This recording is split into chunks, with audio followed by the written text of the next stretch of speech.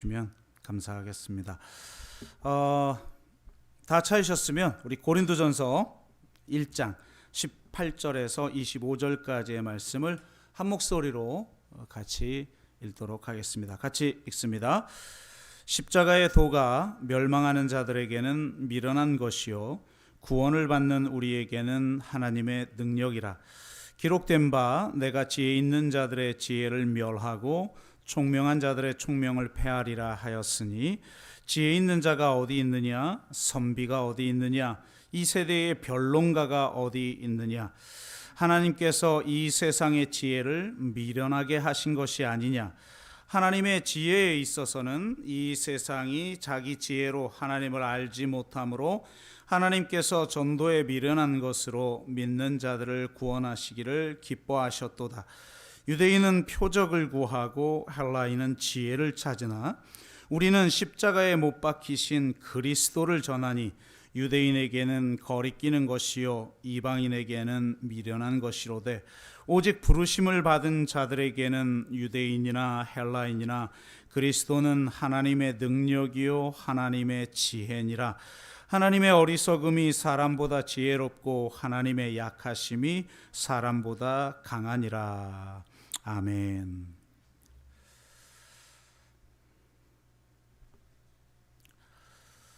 네, 오늘은 고린도전서 강의 두 번째 시간인데요. 오늘 본문을 통해서 알게 되는 것은 이제 고린도 교회의 가장 큰 문제는 분열의 문제다라는 것을 알 수가 있고, 이후에 다루게 될 이 고린도 교회에 나타난 많은 문제들의 이 근원이 바로 여기에서 오는 것임을 성경은 보여주고 있습니다. 바울은 감사와 축복을 나눈 후에 9절까지 지난주 우리가 살펴본 거죠. 그 후에 10절부터 바로 내가 너희에게 분열이 있다는 소식을 지금 전해 들었다라고 말하면서 분열의 문제를 다룹니다. 12절을 보니까 고린도 교회에는 바울파, 아볼로파, 게바파, 그리스도파 등으로 나뉘어 있음을 알 수가 있죠. 계속 이 문제를 다루면서 마무리하는 3장에 가보면 바울파와 아볼로파를 별도로 또 다뤄요. 그 유명한 바울은 심었고 아볼로는 물 주었고 자라게 하신 분은 하나님이다, 이런 구절로 마무리되는 그런 그 장을 보게 되면 이 고린도 교회의 양대 산맥은 바울파와 아볼로파라는 걸 알 수가 있죠. 아볼로파는 아마도 매우 지적인 것을 추구하는 파로 보입니다.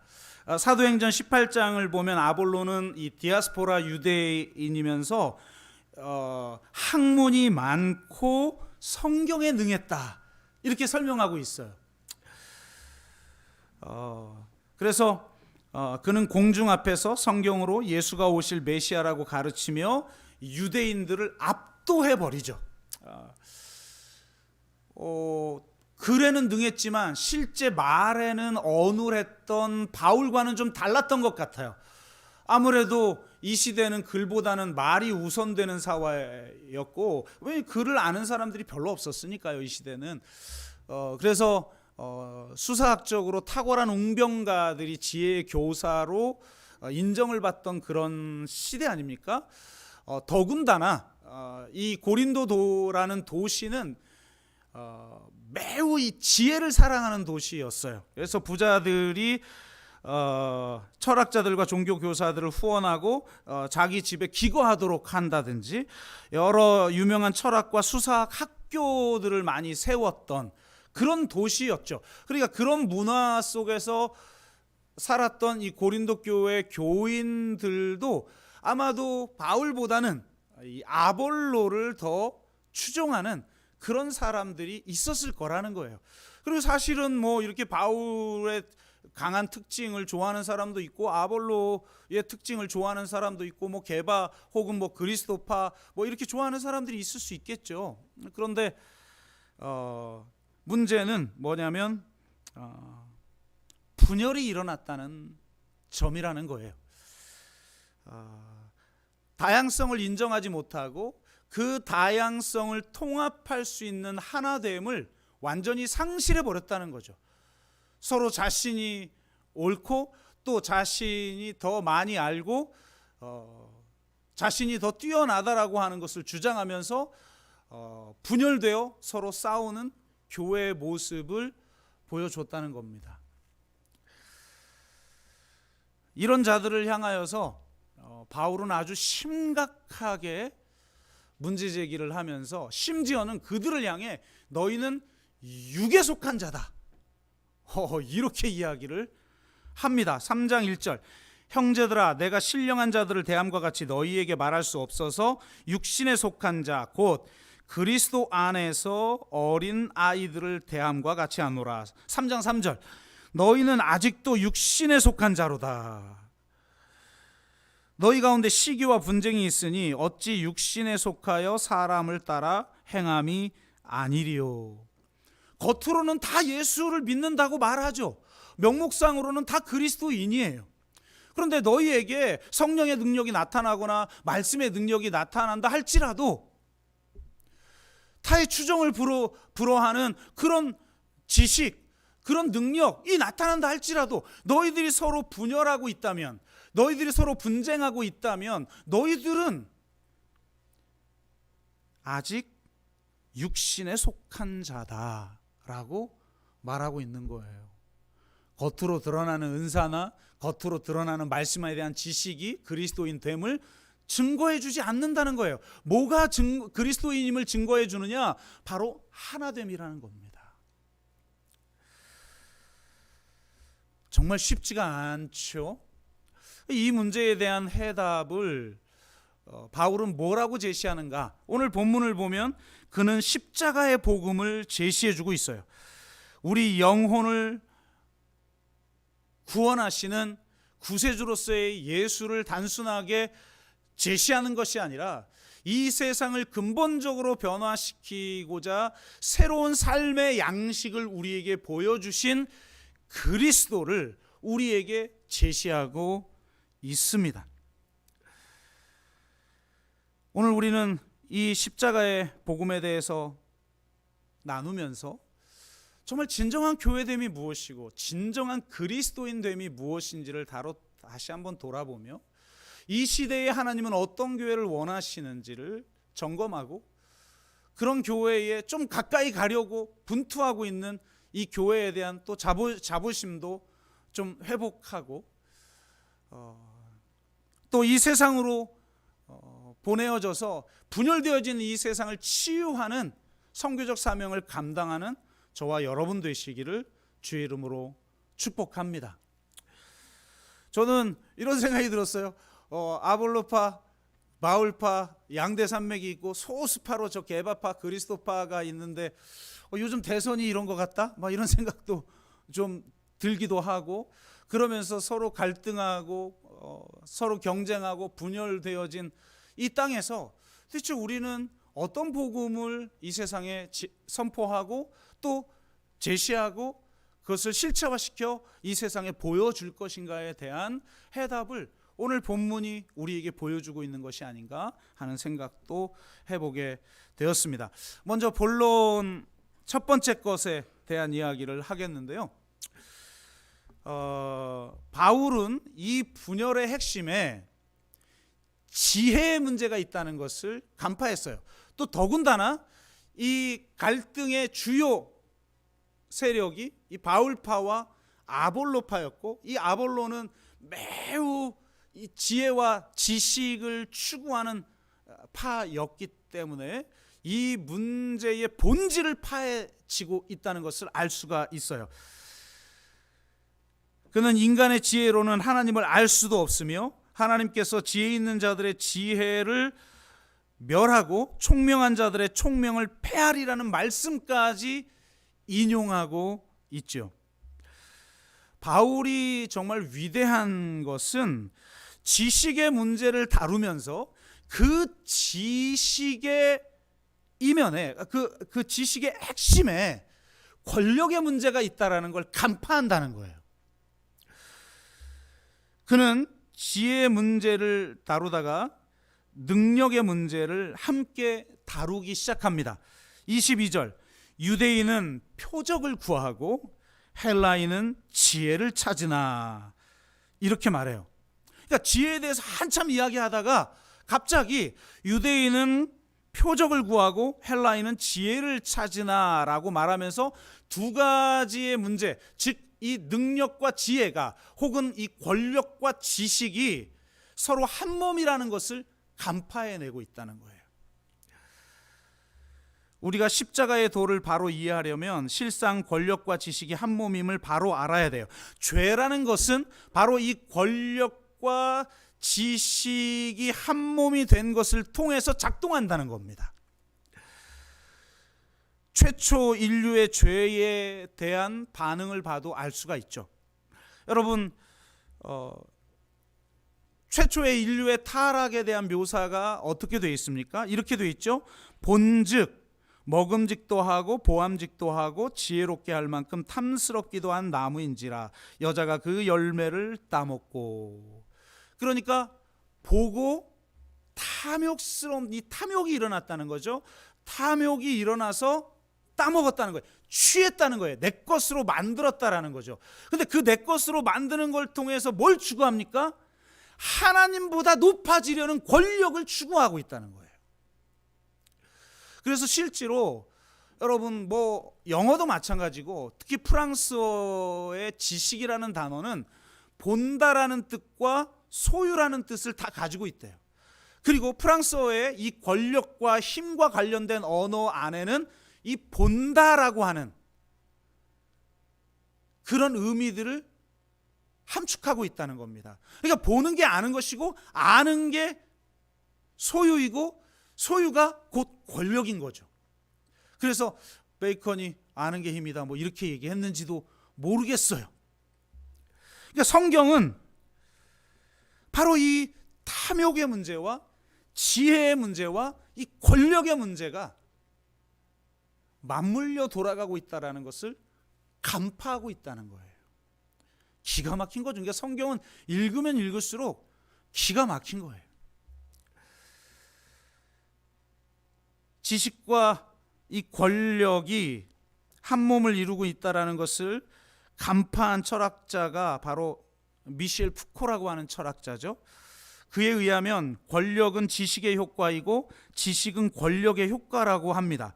지식이 권력을 생산하고 권력이 지식을 생산한다고 해요. 그러니까 지식 없이 권력은 유지될 수 없고 권력 없이 지식은 작동하지 않는다는 겁니다. 이런 말들은 어쨌든 철학이니까 다 이해할 수는 없지만 한마디로 권력과 지식이 한 몸이라는 거예요. 서로 없이는 작동할 수 없고 서로를 만들어내는 것들이라는 거예요. 그러니까 성경도 이것을 정확하게 간파하고 있는 것이죠. 여러분, 당대 이스라엘 사람들에게 세상 사람들은 다 유대인 아니면 헬라인이에요. 유대인과 헬라인은 세상 모든 사람들이에요. 그러니까 유대인은 표적을 구하고 헬라인은 지혜를 구한다는 말은 세상 사람들이 모두 권력과 지식을 구한다는 말이에요. 그래서 나중엔 이것을 합쳐서 사도 바울이 뒤에서 이야기하죠. 헬라인에게나 유대인에게나 십자가는 하나님의 능력이요 지혜다. 그 둘 모두에게 지금 십자가의 복음을 이야기하고 있는 거죠. 그래서 세상 권력과 지식을 구하는 사람들에게 십자가는 거리끼는 것이고 미련한 것이라는 말이 되는 것이죠. 여러분, 유대인들 보십시오. 표적을 구합니다. 왜 표적을 구합니까? 권력과 힘이 필요했기 때문이에요. 정말 이 세상에서 가장 강력한 제국이었던 로마 제국의 식민지 아닙니까? 거기서 해방시킬 다윗 왕 같은 그런 메시아를 그들은 기다렸어요. 제자들도 마찬가지였죠. 유대인 모두가 그런 메시아를 기다렸던 거예요. 그런데 예수님이 이 땅에 오셔서 엄청난 기적을 행하십니다. 바로 그 표적을 통해서 그들은 뭘 본 거예요? 권력을 본 거죠. 파워를 본 거예요. 와, 저 예수, 죽은 자까지 일으키고 죽을 병들을 치유하는 저 예수야말로 황제보다 더 강력한 황제가 되어서 로마의 압제에서 우리를 해방할 메시아다. 그래서 그를 왕으로 삼으려고 합니다. 그때마다 예수님은 피에 달아나요. 왕이 아니었기 때문에, 정치적 메시아가 아니었기 때문이 아니라 그들이 이해한 왕, 그들이 이해한 정치적 메시아가 아니었기 때문이에요. 황제보다 더 강력한 그런 권력으로 해방해봤자 그 나라는, 그런 힘이 통치하는 나라는 하나님의 나라가 아니라는 거예요. 그래서 예수님은 자신이 그런 왕으로 오시지 않았음을 철저하게 보여줍니다. 예수님은 겸손한 왕이요, 섬기는 왕이요, 약한 왕이요, 사랑의 왕이요, 자신의 전부를 내어주며 섬기는 그런 왕이라는 사실을 보여주고, 바로 그 섬김, 바로 그 약함, 바로 그 사랑만이 하나님의 나라를 이 땅 가운데 성취하는 하나님의 능력임을 보여주러 이 땅에 오신 분이라는 거예요. 십자가의 길을 통해 사랑의 약함이 지배하는 나라를 그는 세우시기를 원하셨던 거죠. 오직 사랑의 약함만이 세상을 변화시키는 하나님의 능력인 것입니다. 그리고 바로 그 능력만이 분열의 문제를 해결할 수 있다는 거예요. 권력은 결코 분열의 문제를 해결할 수 없어요. 강력한 권력으로 잠시 잠재울 수는 있어요. 그게 팍스 로마나 로마의 평화였죠. 그것은 하나님의 나라가 아니에요. 하나님의 평화는 바로 이 하나님의 약하심을 통해 서로 다른 것을 품고 심지어 원수까지 사랑해버리는 그 약함, 그 능력, 그 하나님의 능력, 그것만이 하나 되게 할 수 있는 줄로 믿습니다. 반면 지혜를 구하는 헬라인에게는 십자가에 달린 그리스도는 너무나 어리석었죠. 여러분, 마지막 신문의 과정에서 자기를 떳떳하게 변론했던 소크라테스와 너무 다른 모습을 보여줬던 예수, 질문에 대해서 뭐 답하나 제대로 답하지 않고 침묵했던 예수, 바리새인이나 서기관들에게조차 학식 없는 자라고 무시당했던 자, 주로 천한 것들과 멸시받는 것들과 없는 것들이 추종하는 변방의 교주인 예수는 그들이 볼 때 너무나 미련해 보인다라는 겁니다. 자기 자신을 배반할 줄 뻔히 아는 제자들을 위해서 생명을 내어준다? 지난주에 시간상 다 말하지 못하고 넘어갔지만 로마 체제가, 그리고 특히 고린도 도시가 후원자 피후원자 시스템으로 돌아가고 있는데, 은혜를 베풀면 갚아야 되는데 그 기브앤테이크조차 기브앤테이크의 원리조차 지키지 못하는 그 제자들을 위해서 자신의 생명을 넣어준다? 이건 너무 어리석은 거라는 거예요. 자신을 십자가에 못 박는 자들을 향해서 용서해달라고 외치면서 그들까지 사랑해버리는 그 행위는 너무나 어리석은 행위라는 거예요. 솔직히 사랑은 너무 어리석어 보이죠. 솔직히 사랑한다고 사람들이 막 변합니까? 아니, 하나님이 자신의 아들을 우리한테 내어줘도 우리도 잘 안 변해요. 그러니까 하나님은 너무 어리석은 행위를 하고 있는 거예요. 한편으로는 손해보는 장사를 하고 있는 거예요.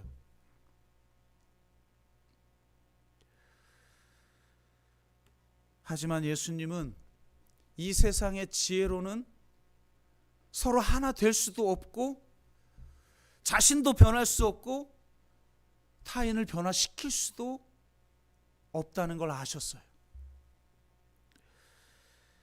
십자가 없는 지식이라는 것은 유대인이나 헬라인을 설득시킬 수도 없고 심지어는 제자들조차 변화하게 할 수 없어요. 여러분, 제자들이 어떤 자입니까? 예수님, 하나님의 아들이신 예수님에게 특별 과외를 받은 사람들이에요. 하나님 나라의 비밀을 별도의 자리에서 전수받은 사람들이에요. 그런데 그 하나님 나라의 비밀이라는 지식을 갖췄던 제자들이, 여러분, 예수님이 내가 십자가에 곧 달려 죽게 될 것이다라는 그런 예고를 했는데도 뭐 하고 있었어요? 그 지혜가 이들을 변화시켰습니까? 분열을 막았나요? 아니죠. 누가 크냐? 누가 더 높은 자리, 더 강력한 권력을 가질 수 있는 자리를 차지할 것이냐를 놓고 서로 다투고 서로 경쟁하고 싸워요. 분열해버렸어요.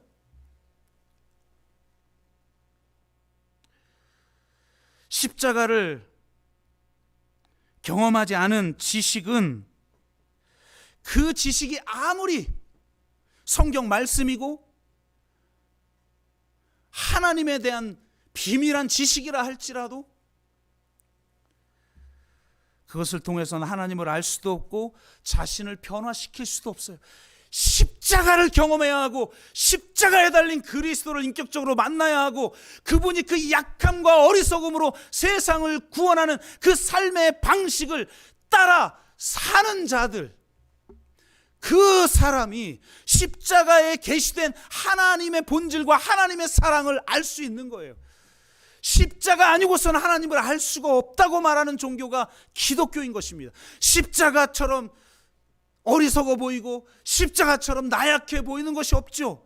그런데 그것이 세상을 구원하는 하나님의 능력이고 하나님의 지혜라는 역설을 주장하는 종교가 바로 기독교예요. 그러니 권력 있는 자, 지식이 있는 자들이 예수를 십자가에 못 박을 수밖에 없죠.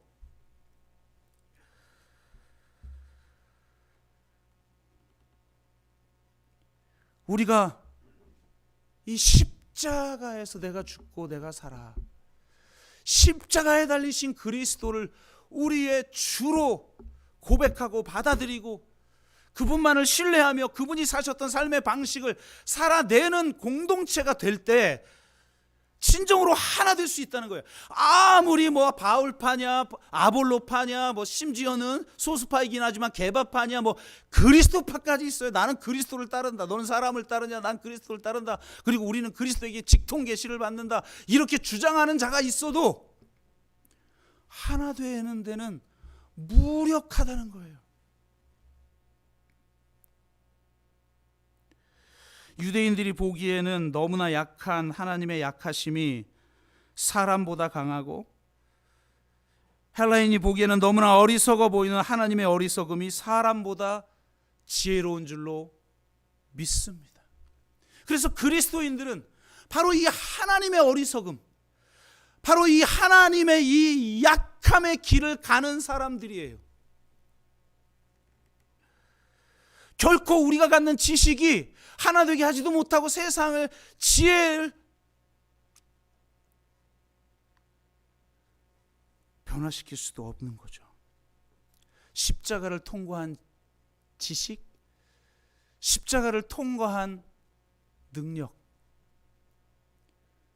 그래서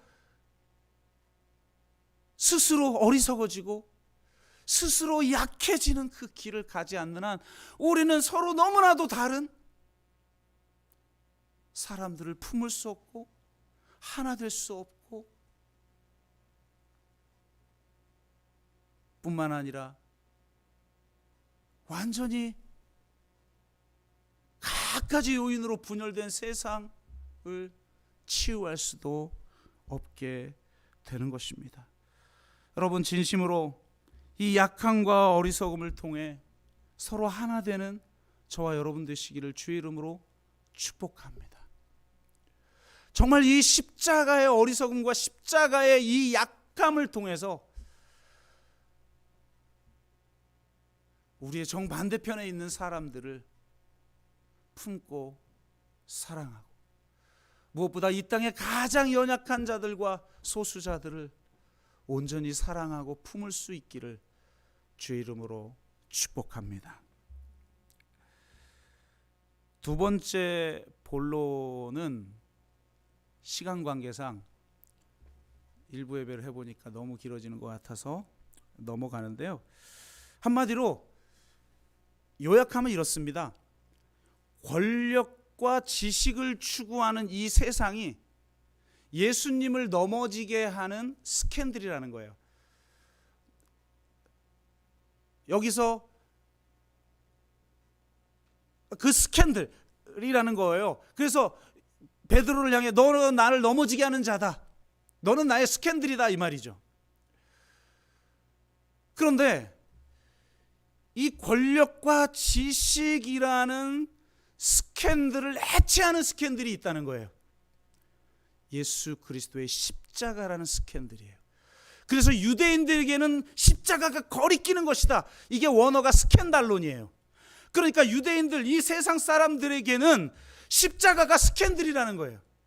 이 스캔들은 이 세상의 권력과 지식이라는 스캔들을 깨트리고 해체시키는 스캔들이에요. 여러분, 예수님만이 아니라 예수 그리스도를 따르는 우리도 이 세상의 스캔들인 줄로 믿습니다. 이 세상을 근본적으로 흔들어 놓는, 세상을 혼란케 하는 자라는 그런 사실을 여러분 기억하고, 이 세상을 소란케 하는 스캔들이 되려면 우리 안에 바로 이 십자가의 어리석음과 십자가의 약하심을 회복해야 한다. 한국교회는 이것을 잃어버렸다. 권력과 지식을 추구하는 종교가 되어 버렸다라는 것입니다. 제가 결론적인 말씀을 드리면서 한 책을 좀 소개하려고 하는데요.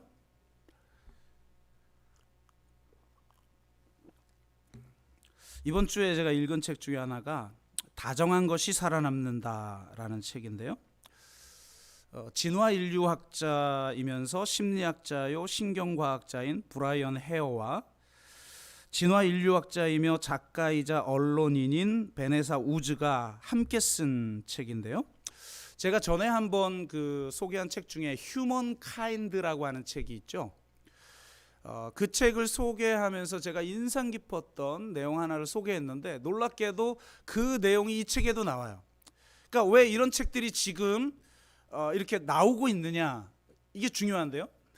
이 세상의 작동 원리는 권력과 지식이에요. 이걸 통해서 더 높이 올라가기 위해 서로 경쟁하는 거죠. 한마디로 적자생존의 원리로 이 세상이 지배하고 있다라는 지식, 그리고 그 적자생존의 원리를 인정하면서 거기에서 나온 지식들이 우리가 추구하는 가치가 되어버렸고, 그것이 윤리가 되어버렸어요. 그런데 교회가 바로 그 세상에 물들은 거예요. 고린도 교회가 정확하게 고린도의 그 지혜와 그 권력을 추구와 권력과 부를 추구하는 그 것에 완전히 물들어서 교회가 교회됨을 완전히 상실해 버렸던 것처럼 현대 교회가 이제 그런 것이고, 현대 사회가 그런 것이죠. 이 진화론이 왜곡되게 받아들여졌어요. 원래 종의 기원, 다윈이 쓴 종의 기원에는 적자생존이라는 단어가 단 한 번도 나오질 않는데, 스키너라는 사회학자가 이 사회 진화론을 주장하기 시작하면서 이 사회도 자연하고 똑같다. 적자생존 속에서 서로, 사실 보면 다 그렇게 또 보이잖아요. 그죠? 강한 자만이 살아남는 적자생존의 세계에서 각자 도생하기 위해서 분투하는 세상. 그러니까 권력을 가지지 않고 지식을 가지지 않으면 살아남을 수 없는 현실적인 사회이다. 여기서 어떻게 살아남아야 될 것인가? 이게 이제 사회 진화론이죠. 그러다 보니까 세상이 지금 이 모양 이 꼴이 된 거예요. 그래서 이건 뭐가 문제가 있다. 원래 진화론이라는 거는 그런 게 아니다. 적자 생존이 아니라 협력과 공생을 통해서 진화가 이루어졌다라고 주장하는 진화 생물학자들이나 진화 인류학자들이 지금 새로운 대안으로 떠오르고 있단 말이에요. 여러분, 진화론조차 완전히 패러다임이 바뀌고 있는데, 사회 진화론에 의해서 형성된 이 세상하고 닮아버린 기독교는 도대체 협력과 공생을 이야기하고 있는가? 약함과 어리석음을 이야기하고 있는가? 이걸 돌아봐야 된다는 거예요.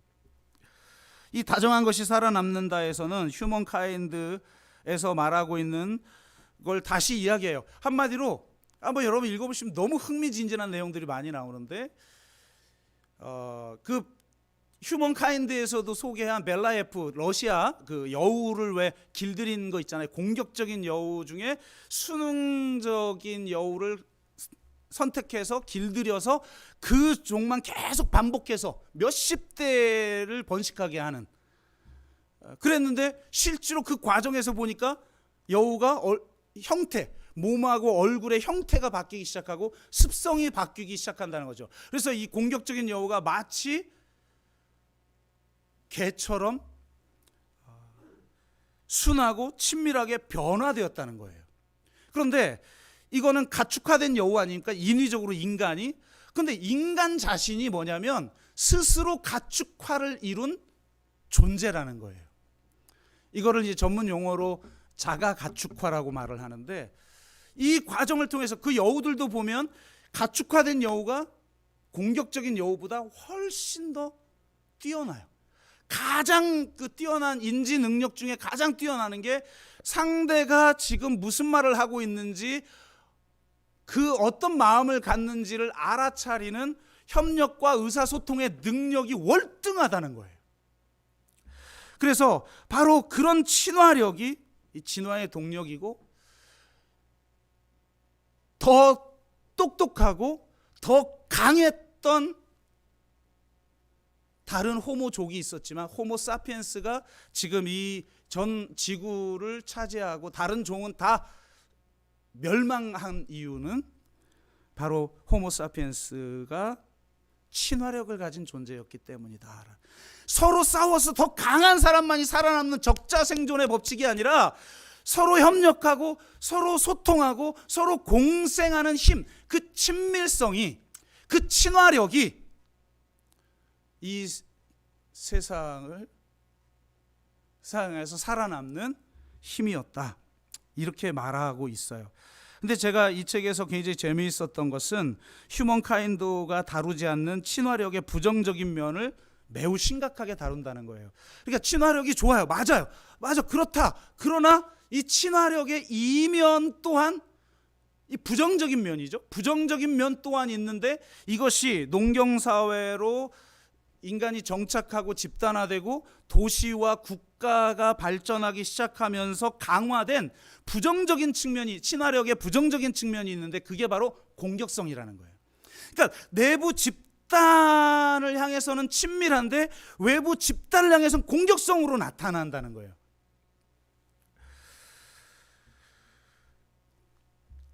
그리고 그 공격성으로 나타나는 원인을 이 책에선 비인간화라고 봐요. 그러니까 인간은 심지어 이 공격성 때문에 제노사이드, 인종 청소까지 할 수 있는 그런 존재죠. 홀로코스트를 저지를 수 있는 존재예요. 그러나 그들이 자기 같은 마을 사람들끼리, 같은 가족끼리는 얼마나 친밀하고 선했어요. 그런데 그들이 볼 때 외부자, 이 외부자를 비인간화시킨다는 거예요. 동물화시킨다는 거예요. 처음에는 여성이 인간으로서는 좀 부족한 비인간이었죠. 동물에 좀 더 가까운 존재였죠. 그러다가 그 다음은 뭐였어요? 흑인들이었죠. 인종들, 이 비인간인 존재들. 여러분, 제국들이 식민지를 얻기 위해서 수많은 사람들을 학살했는데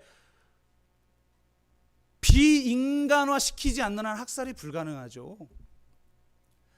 그래서 흑인들은 인간이 아니다, 동물이다 라고 신학자들이 인증을 해주고 나서야 인디언들을 학살하고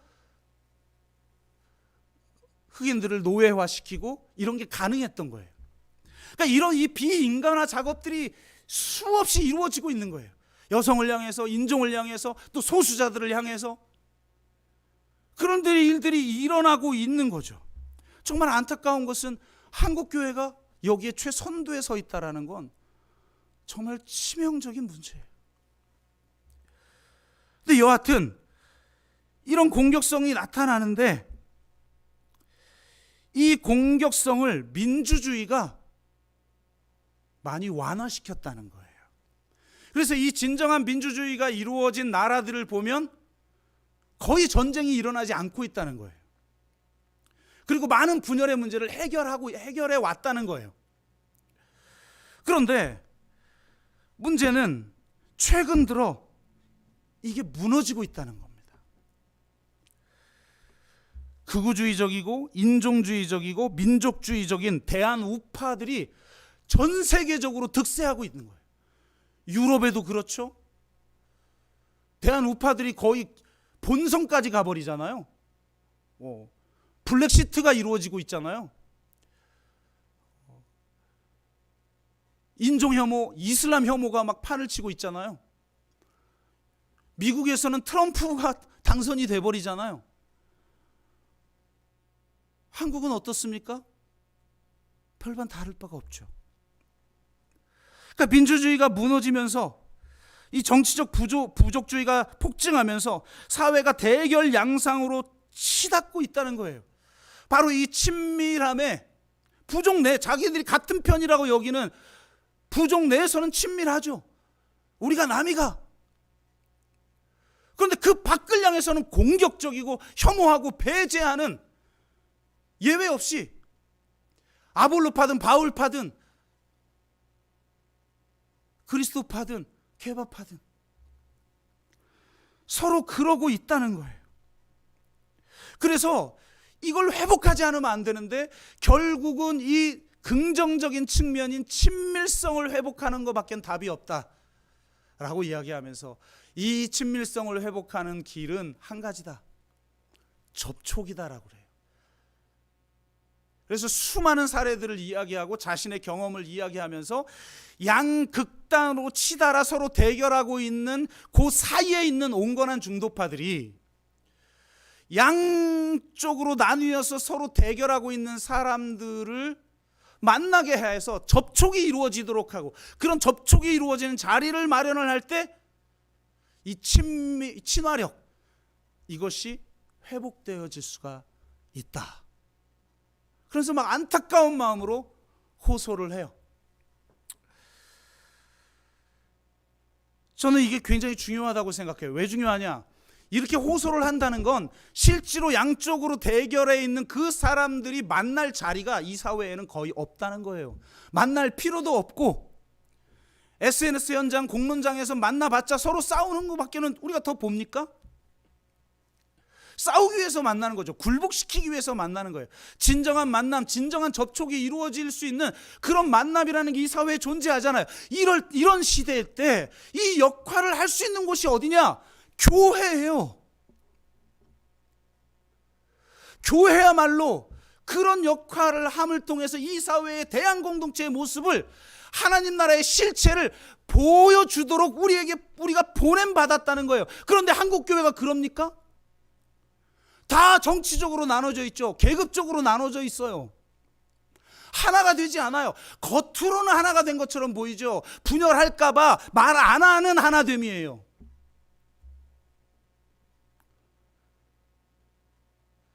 서로 공통 분모, 개인 영혼의 구원과 가족의 평안, 그 얘기 외에는 뭐 있습니까? 정치적인 얘기는 하지 말고, 경제적인 얘기는 하지 말고, 사회적인 얘기는 하지 말고, 아무 말도 서로 하면 안 돼요. 왜? 너무 다르니까. 그 다른 걸 품어낼 수 있는 복음의 능력을 상실해 버렸으니까. 그런 교회가 되어버렸고, 더군다나 완전히 한쪽 편이 돼서 온갖 혐오를 조장하고 분열을 조장하는 내 최선두에 서고 있어요. 최근에 구국 기도회 하는 것들을 봐요. 또 떨어져 나가겠구나. 수천 명, 수만 명의 젊은이들이 또 떨어져 나가겠구나. 참혹하죠. 왜 우리는 진짜 서로 하나 될 수 없을까요? 왜 바울파와 아볼로파가, 게바파와 그리스도파가 온전히 하나 될 수 없을까요? 십자가는 헬라인과 유대인을 하나 되게 하고 남자와 여자를 하나 되게 하고 종과 자유자를 하나 되게 하는 능력이라는데, 그 능력이 우리 가운데 있나요? 우리가 원수까지 사랑하는 능력이 있나요? 아니, 원수까지는 가지 않더라도 나와 다른 파, 누가 크냐고 서로 싸우고 누가 옳으냐고 싸우고 상대를 굴복시키려고 하고, 그 오름이, 그 힘이, 그 지식이 상대를 여러분 변화시켰던가요? 하나 되게 했던가요? 아니면 나 자신도 변화될 수 있었던가요? 진짜 사랑하는 존재가 됐던가요? 지적하고 싸우고 투쟁하게는 하지 진정으로 상대를 품게 만들던가요? 한국 교회는 그런 모습이 있나요? 대부분의 대형 교회가 정말 그런가요? 거기엔 좌파와 우파가 함께 어울려져 있나요? 거기에는 산업화 세대와 민주화 세대와 MZ세대가 하나가 되고 있나요?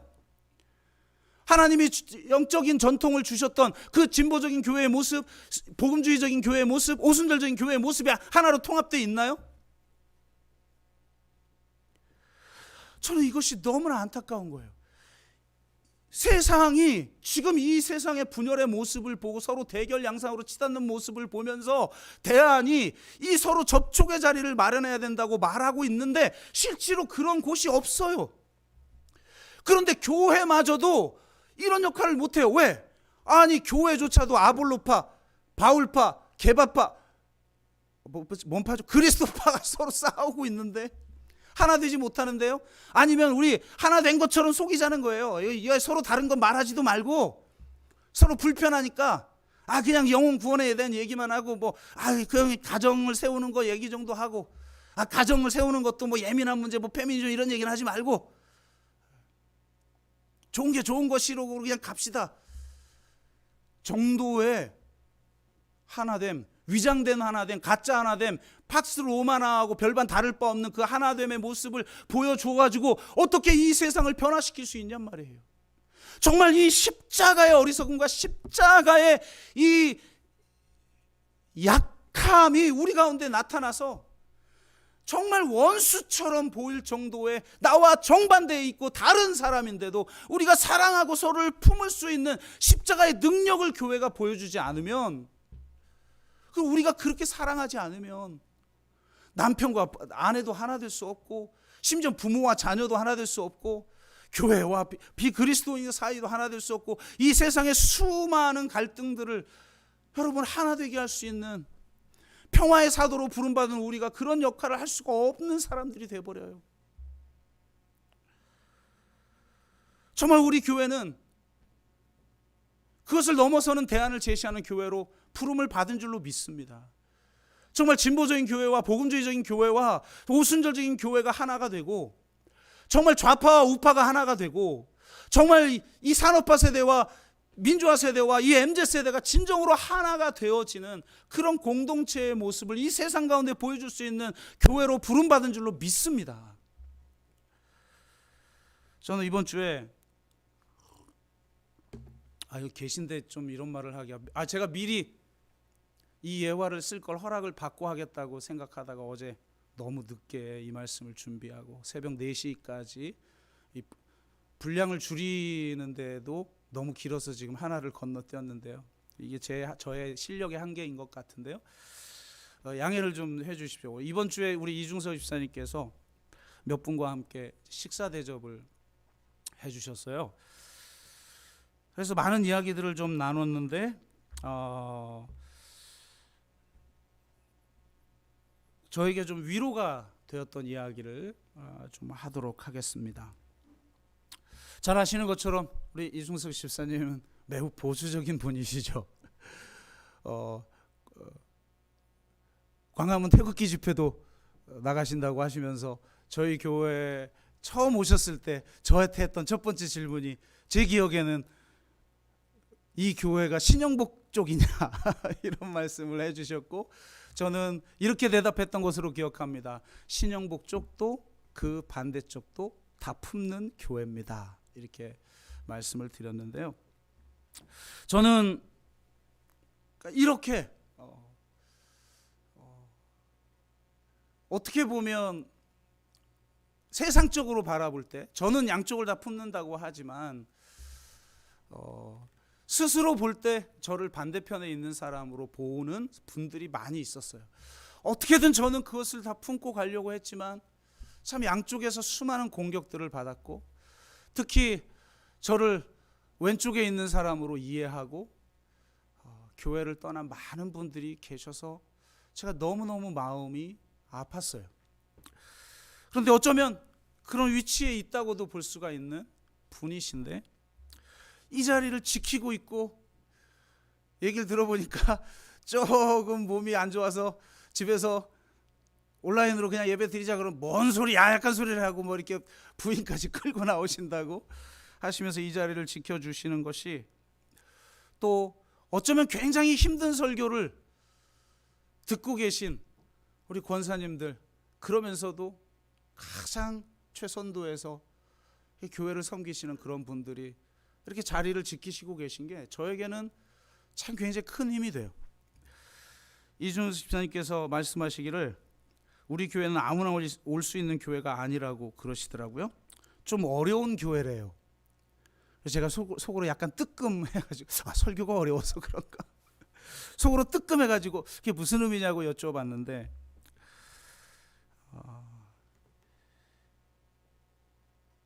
신앙을 그냥 형식적으로 하는 사람들은 다니기 힘든 교회라고 합니다. 뭐 이게 진짜냐 아니냐를 떠나서 집사님이 바라본 우리 교회의 모습이죠. 일반 교회에서 자기 이름을 드러내고 자기 만족과 자기 과시 차원에서 신앙생활하는 사람들은 여기서 신앙생활하기가 어렵고 못한다는 거예요. 참 신앙에 대해서 고민하는 사람들만 다닐 수 있는 교회랍니다. 할렐루야. 여러분이 그런 분들인 줄로 믿습니다. 집사님이 보신 교회의 모습이라는 거예요. 그래서 주변에 교회를 뛰쳐나온 분들이 많이 있는데 우리 교회에 나오라고 말을 못 하신다는 거예요. 그냥 대형 교회 나가라고 그렇게 뭐 그래도 와보기나 해보라고 한번 해보시면 좋을 것 같아요. 어쨌든 와봤자 얼마 못 버티고 떠날 거니까 아예 오라는 말을 안 하신다는 거예요. 이 교회가 그런 교회라는 거예요.